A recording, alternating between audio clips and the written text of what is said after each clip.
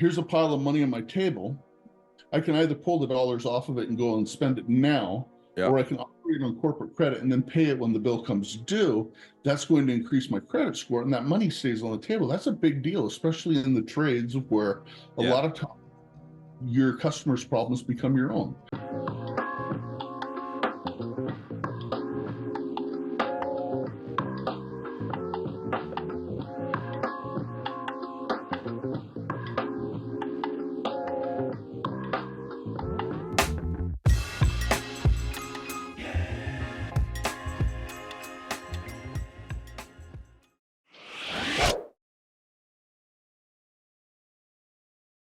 Hey everyone, welcome back to another episode of the Path to Freedom podcast. Today I'm joined by Erle Adams, and Erle is the CMO of J Gault Finance Suites.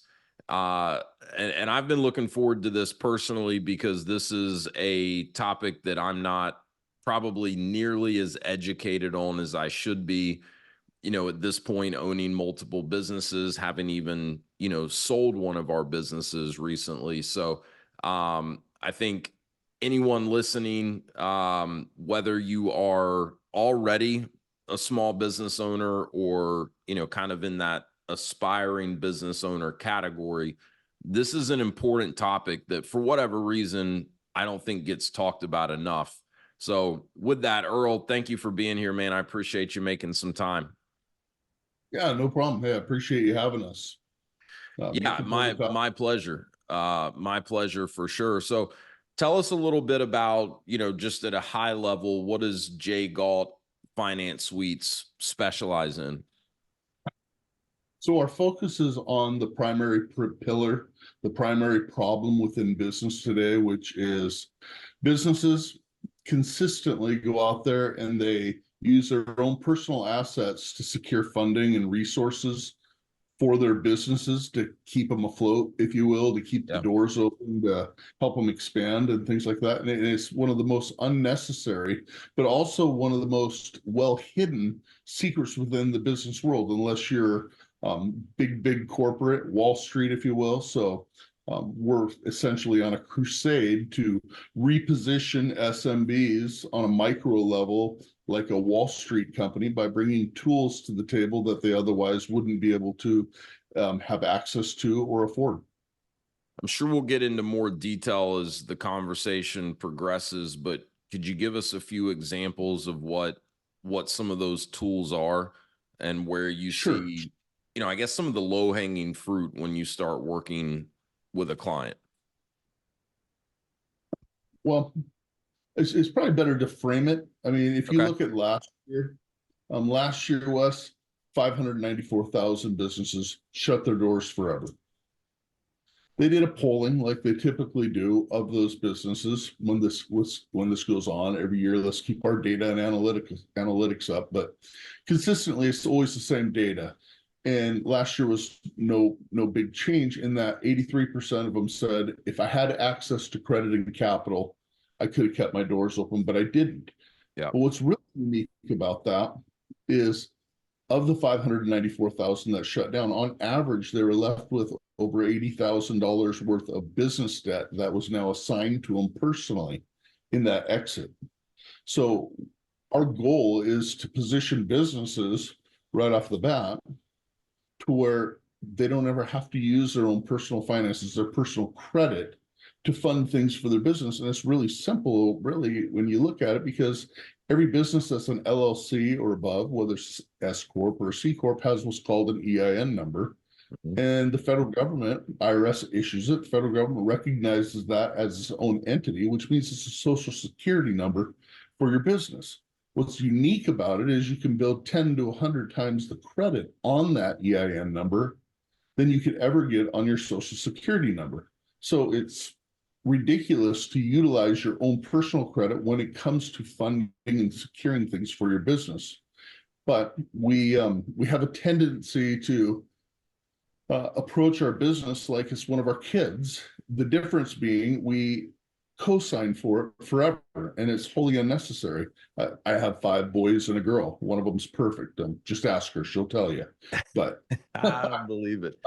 I They've all believe it. came to dad at some point and said, Dad, will you help me get an apartment? Will you help me get a car? And they all get that credit responsibility speech about going forward. And I'm not going to carry you, and don't do me wrong, but I'll help you out. Well, I hear business owners for the last 35 years of my life repeatedly say, this business is my baby, Wes. I love Yeah. it. It means everything to me. It's my baby. Well, if it's your baby, you're essentially saying, this is my kid, but we'll co-sign for it and do it forever, perpetually, even risk everything that we've spent our life gaining to keep that baby afloat. Yeah. It's unnecessary. Yeah, it's a good analogy, right? Because like most parents are not going to want to co-sign for their kids forever. Like, sure, I'll do it to help you get started, but in the interest of helping you establish your own credit, teaching you, how to be responsible with it. And then the goal is, of course, eventually they're out on their own. They don't need your support, at least in that regard. So why is this not something that's talked about more often, or at least in my world, which is, I know you work with businesses of, kind of ranging sizes. I'm more involved with small businesses and the franchise kind of sector. And I work with a lot of funding specialists that are, there to help people get the capital they need to launch a business. But this is not something that I hear talked about very often, at least in my circles. Well, it's an unfortunate side to things that it's not even taught. So I Yeah. deal with people that have MBAs in multiple disciplines. There might be a PhD. Talked to a guy just a few days ago, straight out of Wharton School of Business. He'd had his master's. He's should be the most educated there is when it comes to this stuff, and they Yeah. don't teach.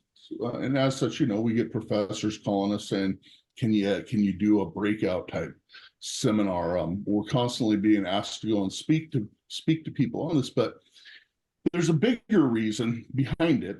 And I think it's a two-pronged reason, really.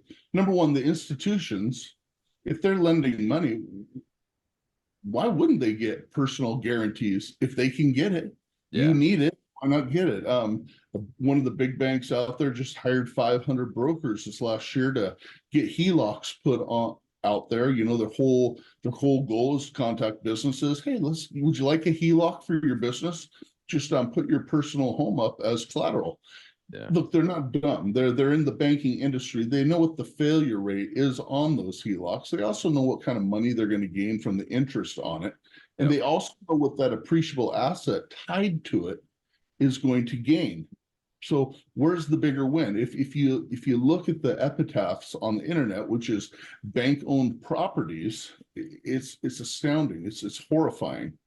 Now, the other reason is business credit's different than personal credit. Personal credit's almost auto magic, right? You get out, you get a credit card, maybe you get a loan on a vehicle, and all of a sudden you've got three different scores: one on TransUnion, one on Experian, one on Equifax. Mhm. And you're going, well, I made the payment at the same time. Why is my score differently?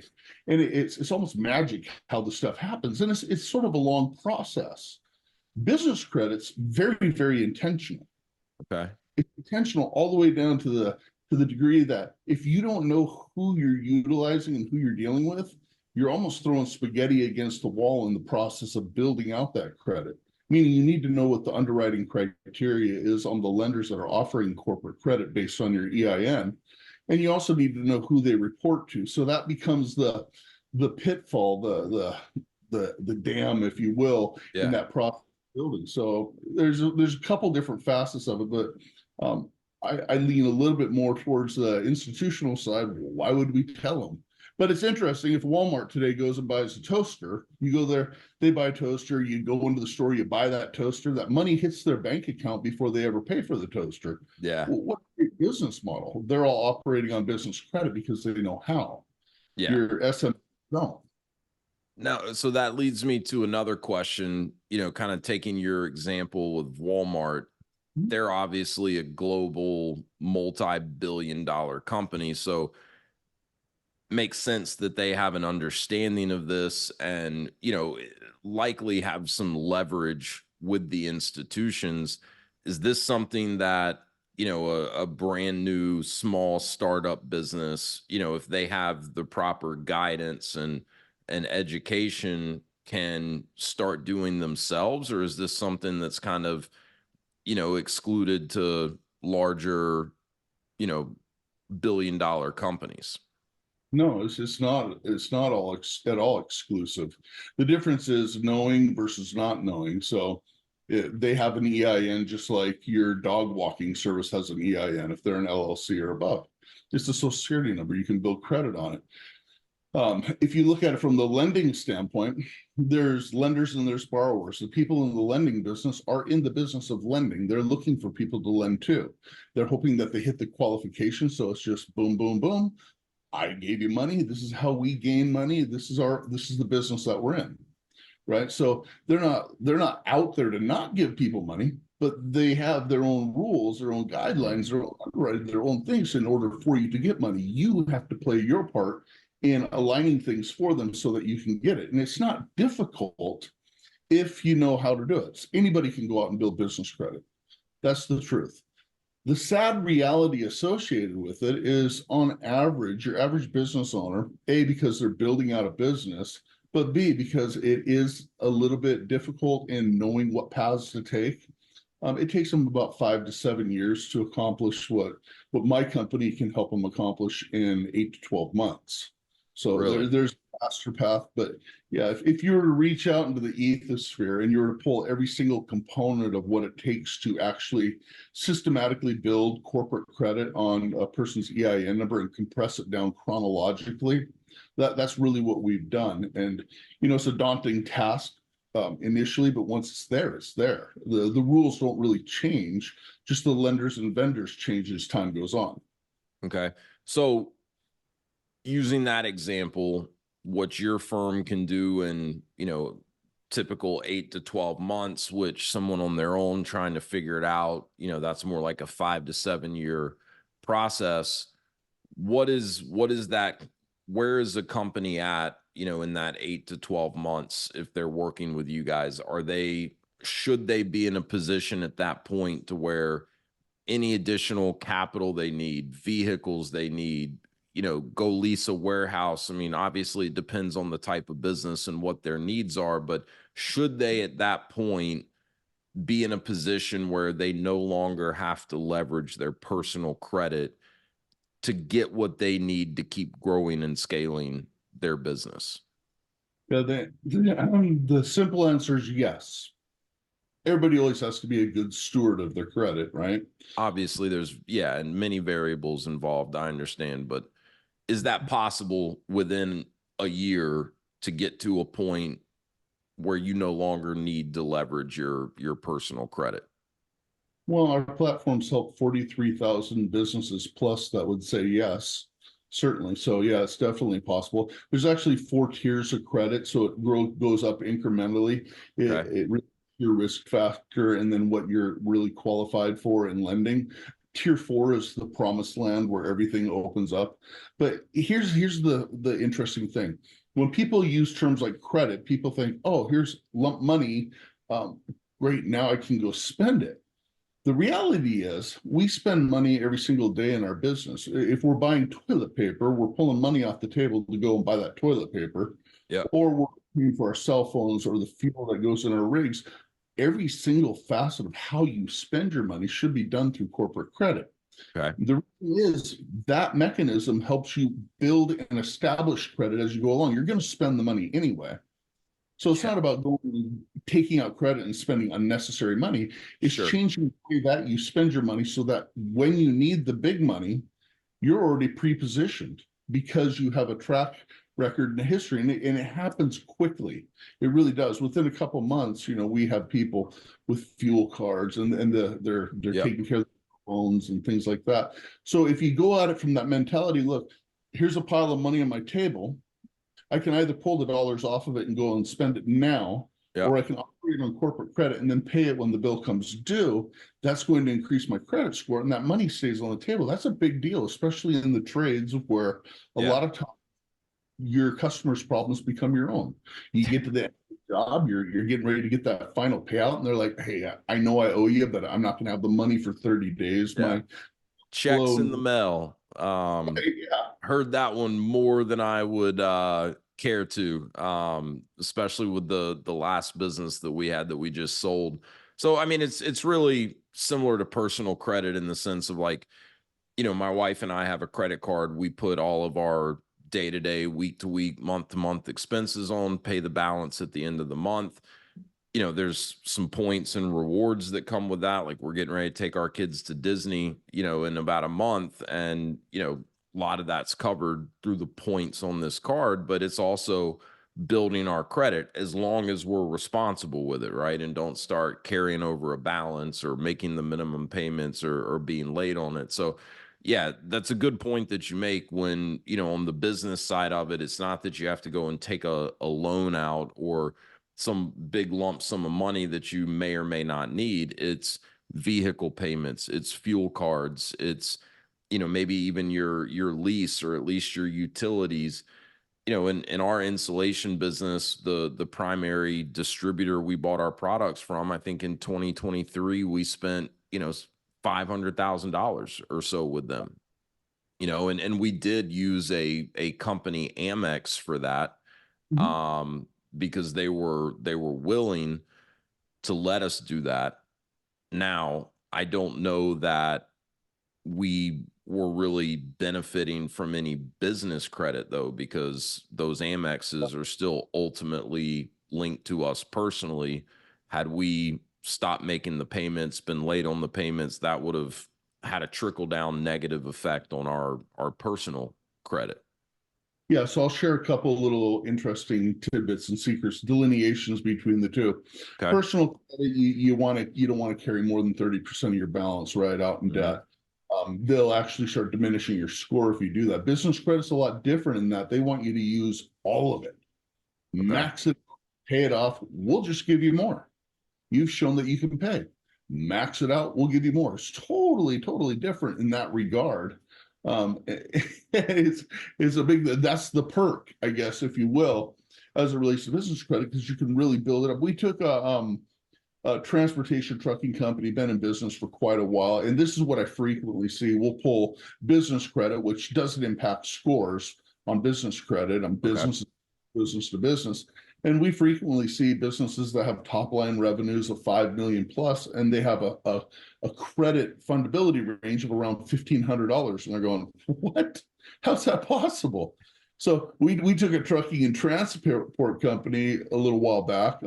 10 months, we took them from, I think it was $1,200 in recommended credit to 870,000 roughly in amalgamated credit. And this is fuel cards, equipment leasing, and all that kind of stuff. So really anywhere a person wants to go in their business, whether it's expansion, whether it's, more employees, marketing, all the sundries, anything and everything, it can get amalgamated in a short order and be handled.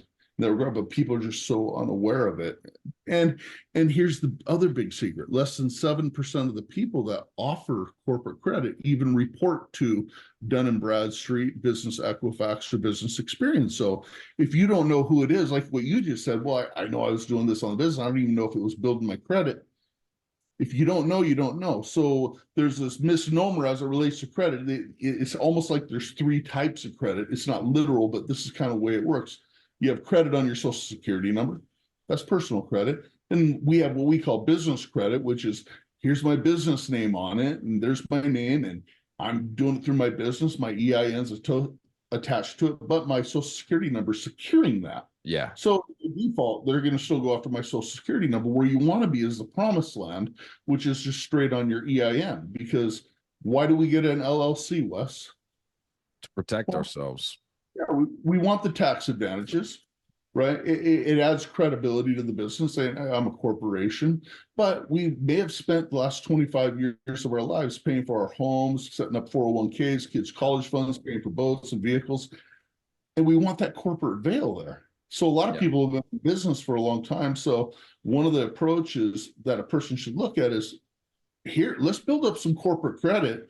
Let's jump on the other side of the corporate veil, pay off these encumbrances, flop them back over on the other side of the corporate veil to where now it's standalone corporate credit and you're now clean and clear. Let's get that corporate veil repaired. Yeah. So it actually that's what it's intended to do.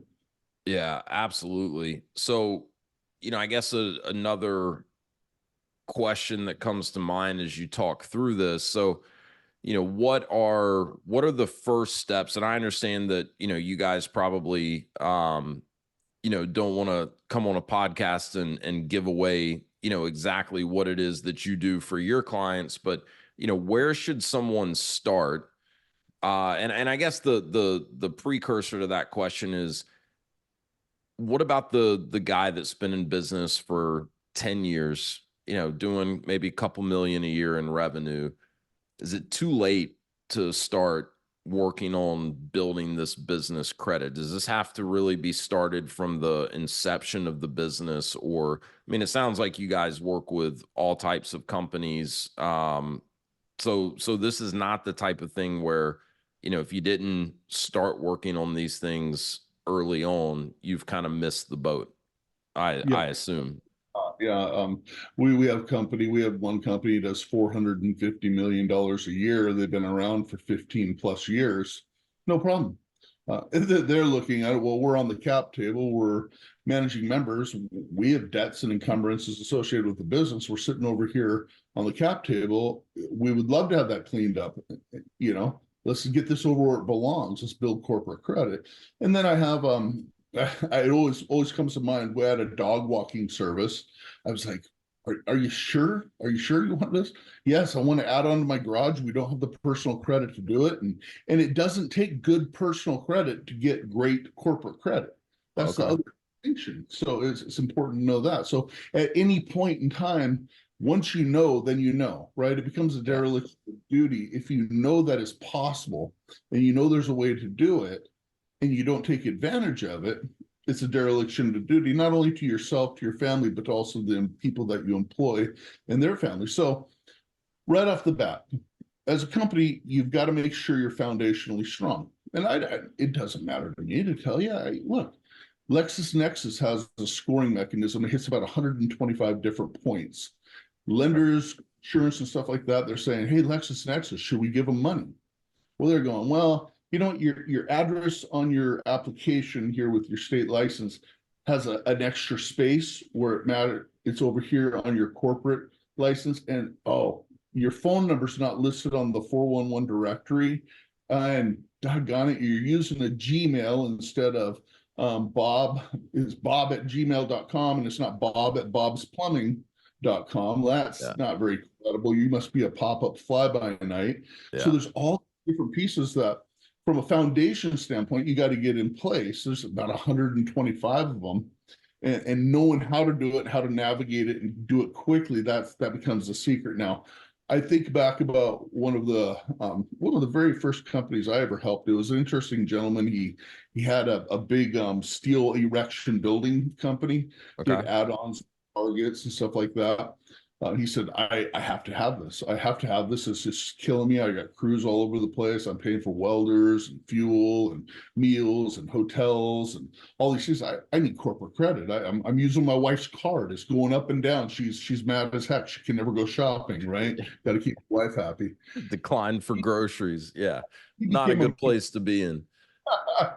He became a member with us and never actually logged in, never actually looked at the system or the platform that we have, never even created a username. And I'm like, what are you doing? Why wouldn't you do that?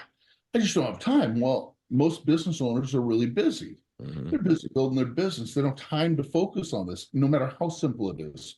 What was interesting is he had a 15-year-old daughter who said, I'll do it, Dad. Logged in and built stellar corporate credit for Dad. It was really that simple because this honestly paid my numbers if you know what steps to take. Right. So you guys have essentially built out a playbook of, start here and then it's step by step. Whereas, the average business owner that's not familiar with business credit, could they figure it out if they really set their mind to it? Probably, but it could take years and not the best. Just like it's not the best use of any business owner's time to do their own books, hire a bookkeeper, Right. right? Hire, someone like you guys that's done this countless times at this point, understands the formula, if you will, and you're gonna start, reaping the benefits of that far sooner. I can only assume. So Well, we give away a free ebook. Well, we don't mind telling you how to do it. We'll tell you how to do it. We'll give you an ebook. You still have to commit to going through the steps, and now you have to go through you better be good at spreadsheets, right? Um, there's a lot of quote unquote internet gurus out there that are in their vehicles or walking through a park doing a selfie on, if you want to build corporate credit, you want to get a new vehicle today, credit card stacking is the way to go. And yeah, just one yeah. little piece in this big embodiment of what needs to take place. Number one, I don't take advice from people who do selfies in vehicles. I just don't, as it relates to business. But Well, they probably rented the vehicle for the day anyways. so, I think there's a lot of that going on with the social media gurus out there. There's a lot of noise. It's hard to know, who's legit and really knows what they're talking about. And you always got to look at, kind of what's their motivation behind it. But anyways, yeah, I mean, to me, it's one of these things, and I think a lot of small business owners struggle with it, where they just get bogged down in the weeds. And I think sometimes it's almost intentional because it's a distraction. It makes them feel busy, but it kind of frees them up from having to go do the hard work that they really should be spending their time on, where they can move the needle in their business. I think it's why more small businesses don't scale beyond a certain point, because owners are either not comfortable delegating or building out a team. And to me, a team can be, vendors, subcontractors. It doesn't have to be direct, hires reporting right up to you as the owner. But you see it all the time. I mean, in my world of franchises, you can look at any franchise organization, even very established, very successful brands, they're all going to have, a bell curve in terms of franchise owner performance. And, the things that the top performing owners, and that could be top performing in terms of, they've scaled to, many locations. They, are the highest volume franchise owners in the system. It could also be someone that's smaller in terms of volume and units, but they run a very profitable business. They focus the majority of their efforts on the things that only they as owners can do, and they figured out how to delegate everything else. And to me, this is a perfect example of that, where, why spend who knows how many hours trying to figure something like this out on your own, when you could just bring in experts, get the results a lot more quickly, but also just, keep your time free to focus on the areas that only you can really have the most impact.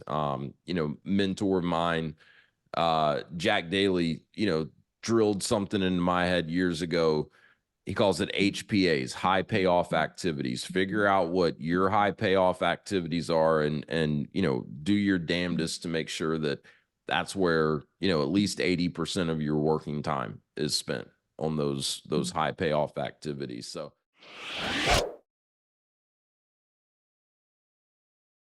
if you're listening to this podcast, then there's a good chance that you're looking to create more freedom in your own life. There's also a good chance that you realize that owning your own business can be a great way to take more control of your livelihood and create more of that freedom that we're all looking for. Also, if you've been listening to the show for a while, you realize that I specialize in franchise ownership. In addition to owning franchise businesses myself, I have a franchise consulting firm, Path to Freedom, where I help people navigate what is typically an overwhelming process of understanding franchising, identifying specific franchise companies that could be a fit, and then conducting the due diligence in a thorough and efficient manner with those franchise brands. My whole purpose here is to leverage my experience working for franchisors, owning franchises myself, and how we've been able to use that to create more freedom in our lives and help you determine if that could be a path that makes sense for you as well. So if any of this sounds interesting, if you've considered business ownership in the past, whether you've explored franchising specifically or not, I'd love to connect with you. I'd love to learn more about you and what it is that you're working towards in your life and determine if I may be in a position to help. A great starting point is the link below in the show notes, which will take you to a short form to fill out, and you'll receive a free copy of an ebook that I've put together, The 7 Steps to Freedom Through Franchise Ownership. That'll also get us connected, and I'd love to set up an introductory call where I can explain a little bit more about the process that I use to help people determine if franchise ownership could be a great way to start charting their own path to freedom. So click the link below in the show notes, receive the ebook, and let's get connected. I'd love to hear from you.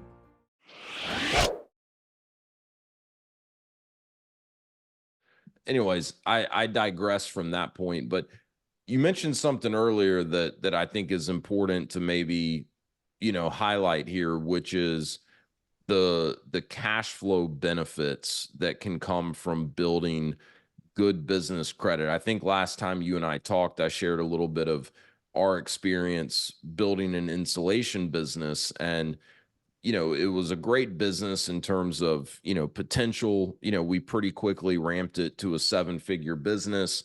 We're able to continue growing it from there, but it was nonstop headaches. And, on paper, we're making money, but in terms of, really getting to a spot where we were comfortable with cash reserves and, comfortable really starting to distribute any of the profits to ourselves as owners, it was a cash flow nightmare. And, I've got to think, had we understood some of these things, that would have played out very differently. And so curious, what are maybe some stories or some examples where, your firms come in with an existing company and, help them really free up cash flow that's so critical to any business, but especially businesses that are earlier on. Yeah. And one comes right to mind. It's interesting using terms like cash flow and things like that. I definitely want to digress back over at some point to the franchisor thing, because we're just huge in that arena, franchisors and franchisees. But let's talk about cash flow, freeing up cash and things like that. We actually have a platform that we will give people for forever. We sold it for $3,600 a year. It's cash flow mapping, and it's a way to actually know where your money's going. It's simple algorithms. You just type in the normal stuff you put into QuickBooks, and it'll actually break down in KPIs and graph it. We had a Mexican restaurant we were dealing with, and their top 3 selling items they were losing money on. But it was the top 3 items that they sold, but they lost money every single time. They're like, we can't get rid of it because everybody comes in and then somebody's ordering something different. So what do? So we plugged all those things in there and looked at the labor, looked at the expenses, looked at the time, looked at everything. And it literally broke it down and mapped out where their money should be going and how they should be allocating the money and what the adjustments are to turn it into a profitable item. And on the front side, people go, well, if you're selling it for $1 and not making the money, sell it for $1.50. It's not as simple as that, right? It's because food prices fluctuate. It's almost like the stock market when it comes to food. So really understanding all the different nuanced things behind it. But now if we talk about cash flow modeling as a business as a whole, anytime the best way to look at it is every dollar that comes in, throw it on your kitchen table instead of the bank, instead of on a spreadsheet.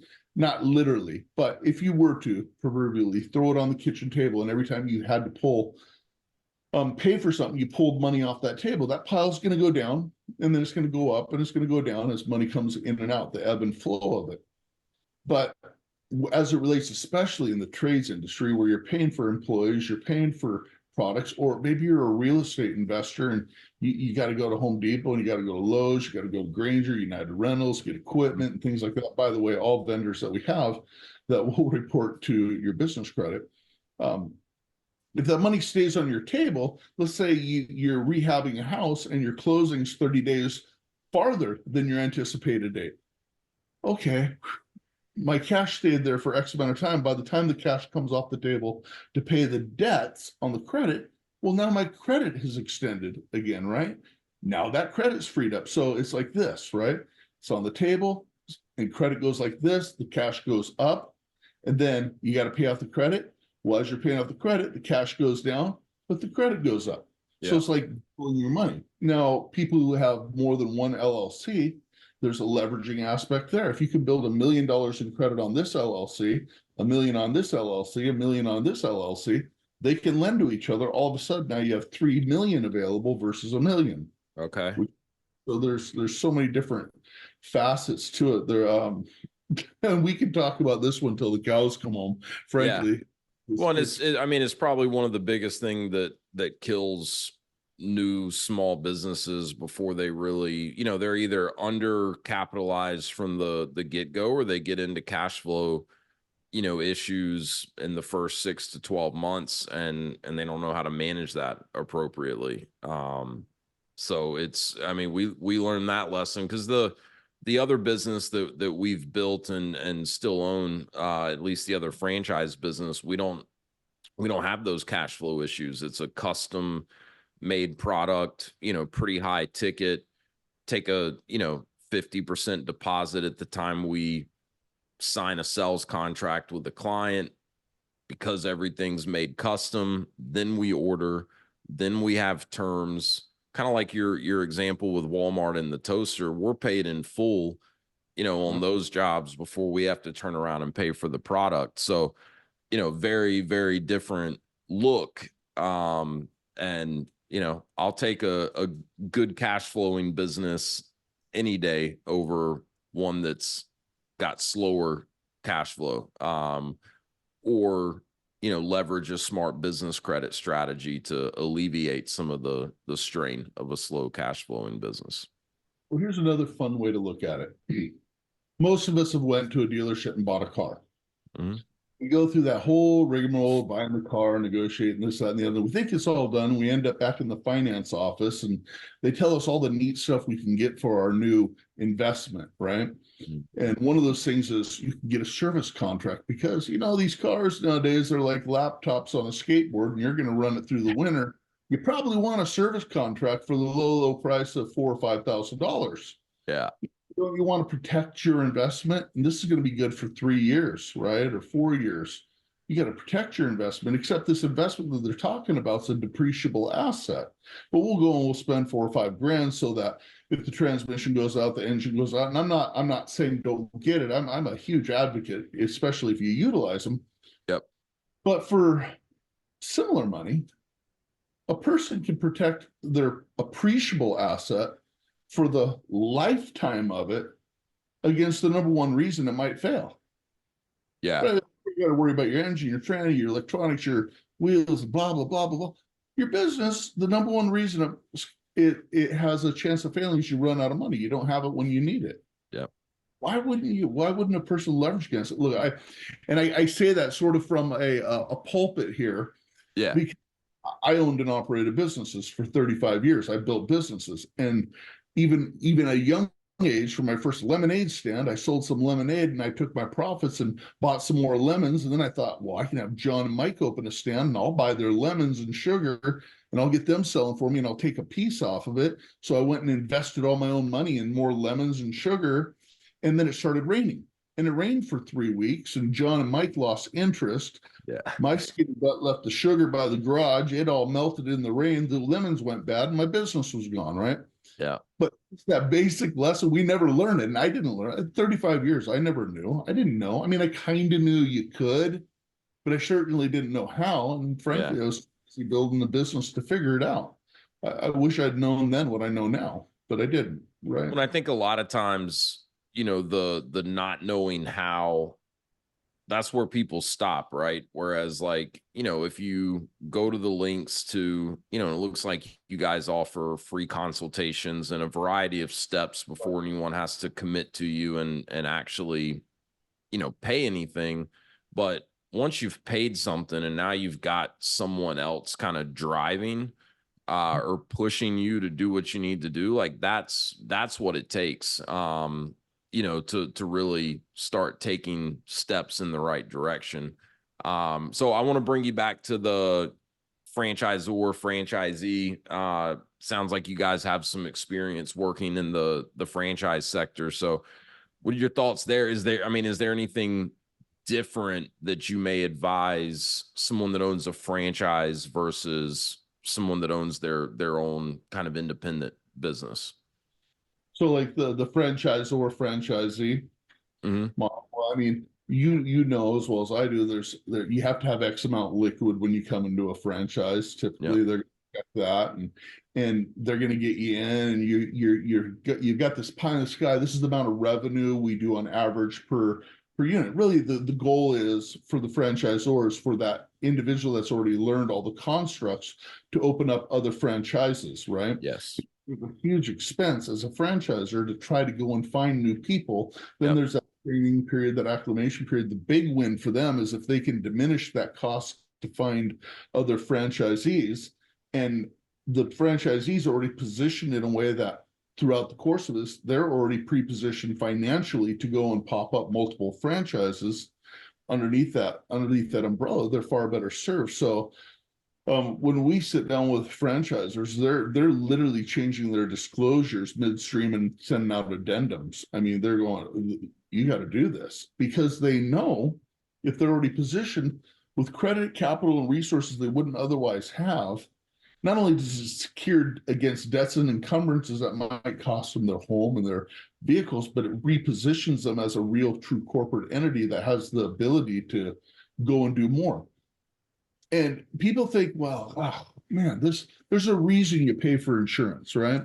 But you don't know how to write the policy. It's not like anybody can go out and go, I'm going to do the insurance myself. I'm going to write my own policy. I'm going to invest. I'm going to put it in a bank account, blah, blah, blah, blah.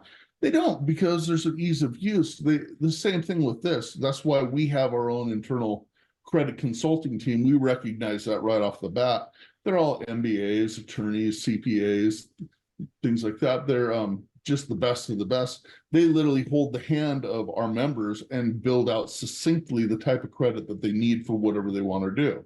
Mary's Cupcake Factory is a lot different than Tom's HVAC and plumbing. Yeah. Totally needs, right? So each build's different, but as it relates to franchisors and franchisees, I mean, it's a boom. It's a game changer all the way across the board when you position it like that. No doubt. I mean, I could see why franchisors, once they have an understanding of this, would, write it into their agreements that, this is a requirement for franchisees to work with someone like you and start setting this up from day one.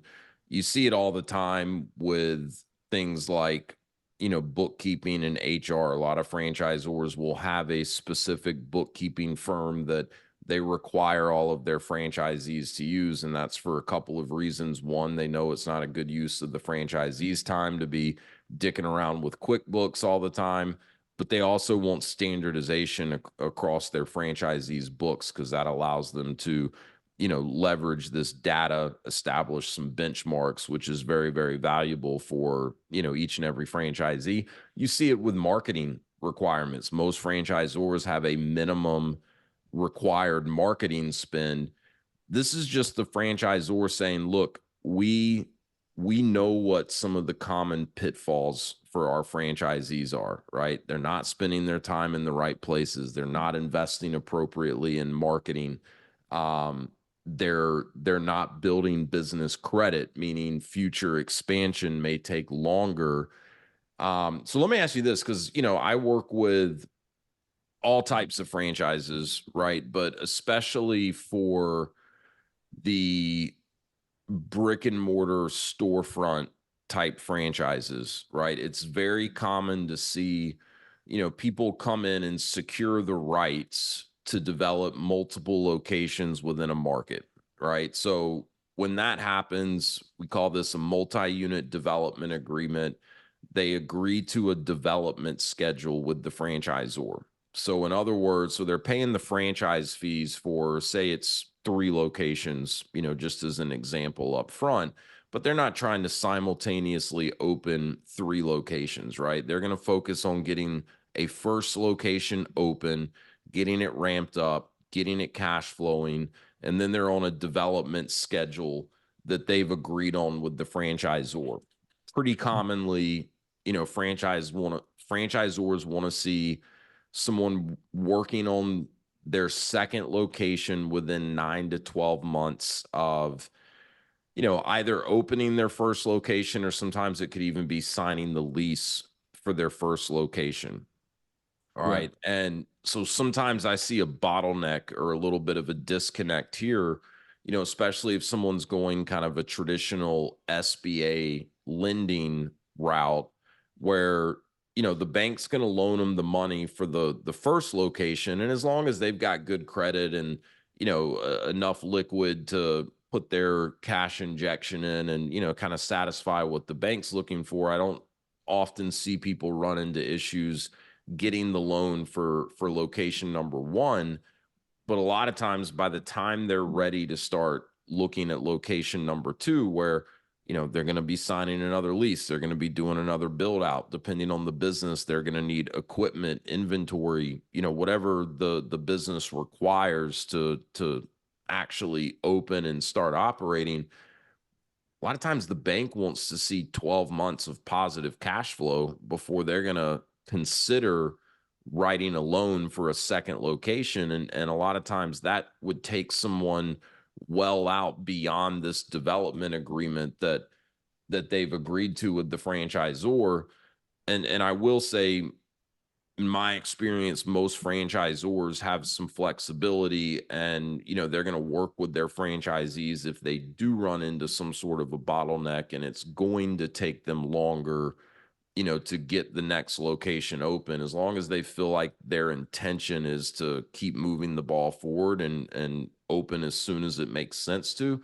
But anyways, is this something that, having good business credit, working on that from day one, could that potentially alleviate some of those bottlenecks where maybe the bank does not need to see a full 12 months of positive cash flow before they'd entertain the idea of lending the money for another location? Yeah, the answer is absolutely. It's the single most important thing anybody can do if they want a growth concept.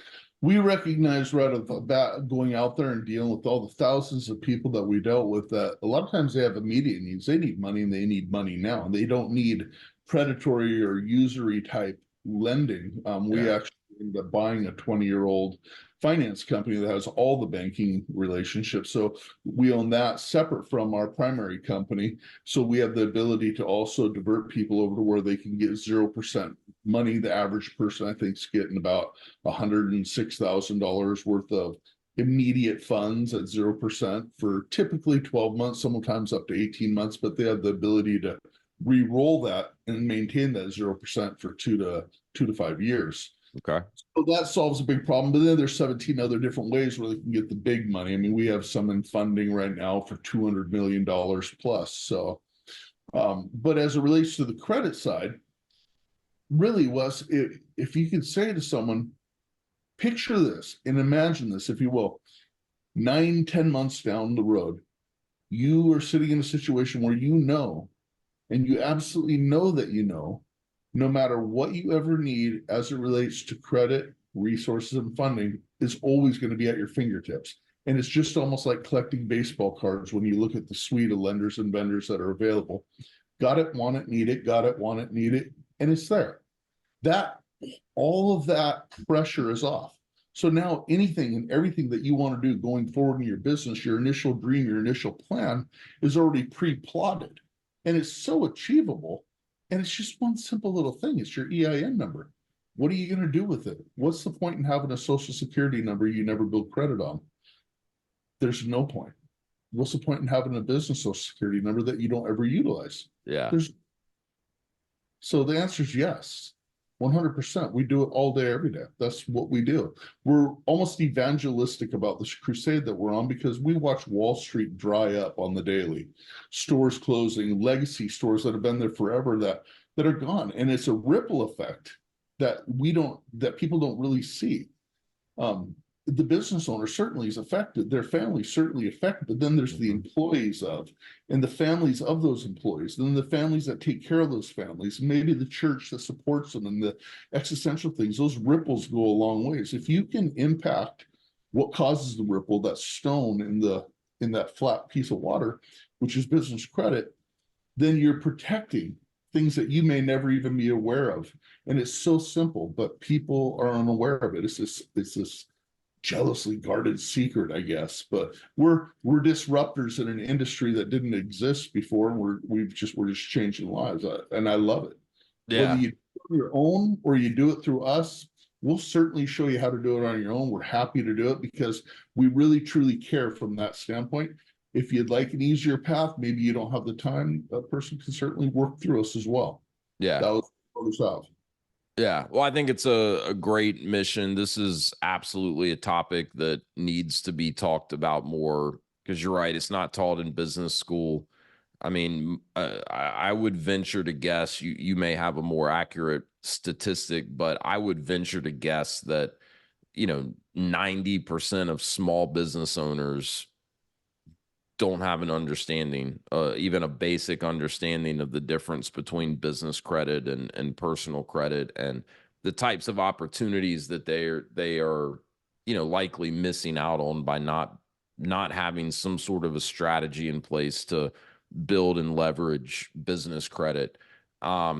Real quickly, tell people kind of how your business is structured for anyone that might be interested in engaging with you. We've already mentioned there's some great free resources on the website, which we'll put a link to the website in the show notes, free consultation. But I think you mentioned, members or a membership type program earlier. So is that kind of how this is structured? You're paying as a member, which gives you access to coaching, guidance, resources, et cetera.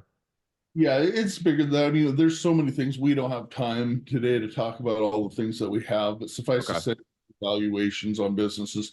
There's a lot of things that are compressed. At the beginning of the show, our conversation here, I stated that our mission is to reposition businesses on a micro level, like a Wall Street company, by bringing all the tools to the table they otherwise wouldn't be able to afford or have access to. That's really what's behind the membership platforms. We have a white glove concierge service that's almost done for you in Okay. most of it.